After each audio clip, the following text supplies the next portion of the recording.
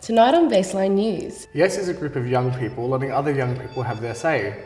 Hands-on learning changing the way young people learn in the City of Whittlesea. The importance of equality is also being recognised. The Rainbow Project tackles homophobia and transphobia in the community. And a past student tells us about his amazing journey after leaving the Pavilion School.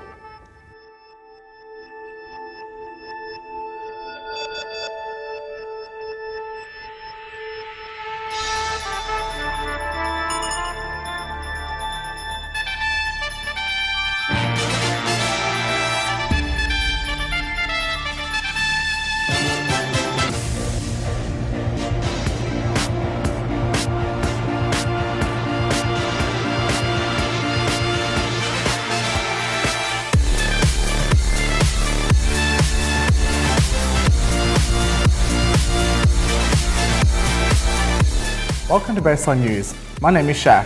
And I'm Brenda. Firstly, we cross live to Tabitha, who will be bringing us up to date on an extraordinary program called Hands-on Learning. Hello everyone, and welcome to Epping Secondary College. We're reporting live from the Hands-on Learning program. For those of you who don't know, Hands-on Learning is an alternative school-based program that encourages students to stay in school, develop skills, and identify the barriers to learning. Let's head down to their work area.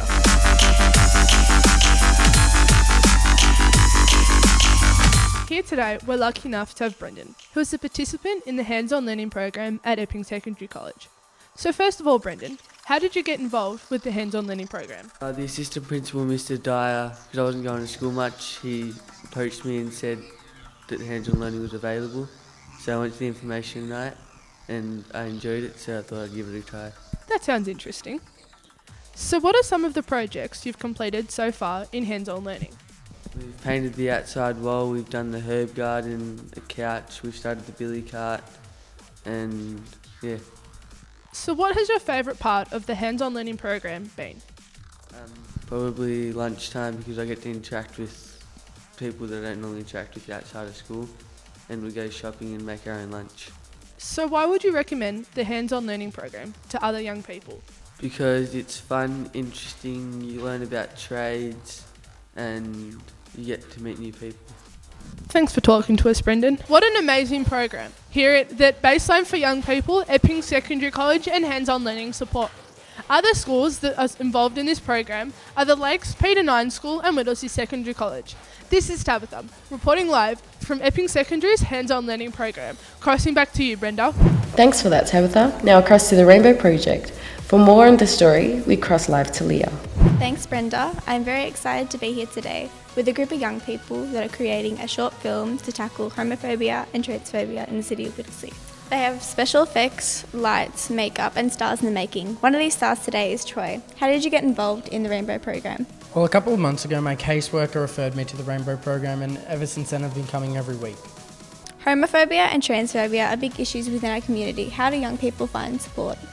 Young people can find support by coming to programs like the Rainbow program at Baseline. How does the Rainbow Project educate young people in our community?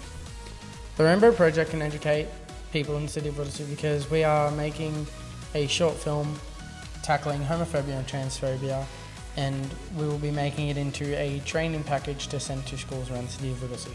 That's really good to hear. That is it for me. I better go because they're starting to roll. This is Leah from Baseline News. Thank you for that, Leah. It really is an interesting topic, isn't it, Brenda? Yes, it sure is. Now to some of the young people from multicultural backgrounds within the City of Whittlesea. Reporting about this will be James. Hi, James. Thanks, Shaq, for that lovely intro. Today we are down here at Edge. Young people from a range of multicultural backgrounds have come here together as a part of a 2-day media training program to skill them up in public speaking and leadership. To explore equality, we ask people from different backgrounds questions about discrimination. So young people from multicultural backgrounds, they face the same challenges that any young person would face in their daily lives. The only difference might be is they have an additional layer to their identity, I guess, and sometimes these differences may contribute to them maybe experiencing, difficult situations in their lives, and these differences are something that they were born into. They didn't really choose. So as I was in the supermarket, I was shopping, and as I was doing my shopping, I saw a girl next to me, a young lady with her children, and as she was shopping, a guy went past her and he started saying some very rude things to her, some very racist comments, such as "go back to your own country, you terrorist." Education. There are a lot of issues in terms of education. For example, here in Australia, how old you are will determine the class you are in. Sometimes with some multicultural young people, especially with newly arrived young people, it might not be the case. So my advice to a young person from a multicultural background who might be experiencing discrimination would be to seek support, seek help, talk to people, talk to friends, family, maybe a trusted adult like a teacher or a youth worker, because at the end of the day, discrimination in all its forms, it's actually not okay, it's completely unacceptable and it's against the law.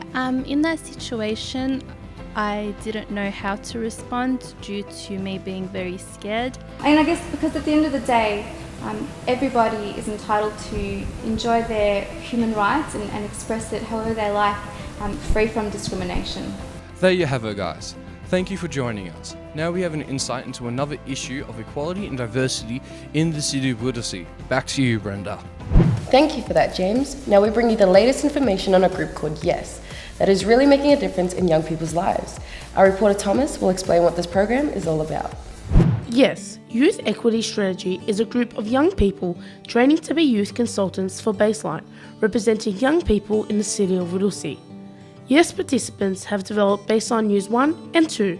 Here today they are working on creating Baseline News 3.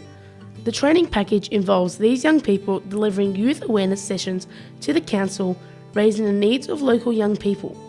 In the past, Yes has presented Baseline News 1 and 2 to other organisations and forums, and now they've been called upon to consult more broadly with young people in other local government areas. That was some great information, Thomas, thank you. The Pavilion School is a secondary school for students who have disengaged from or been excluded from school or education providers. It is a safe and supportive school where students are offered flexible and individual learning plans. Over to you, Natasha. Hi, Natasha reporting live from the Pavilion School. We've got a former student, Brad, who is going to tell us about his experience. Thanks for joining us, Brad. How did you get involved in the Pavilion? So I was a student about 8 years ago. I left school in year 9 and I wasn't too sure what I wanted to do. I went from a few different course to course.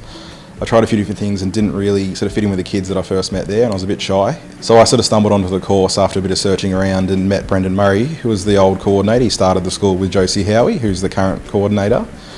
So I met those two and they were running the school out of Northland Youth Centre, and they told me about the program. I got to know them a little bit and it felt pretty natural, pretty comfortable.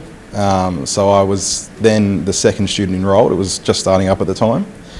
And so it was good in that regard. It really helped me sort of get back engaged with school. I did my year 11 and 12 VCAL with the school. How has the Pavilion impacted on your life?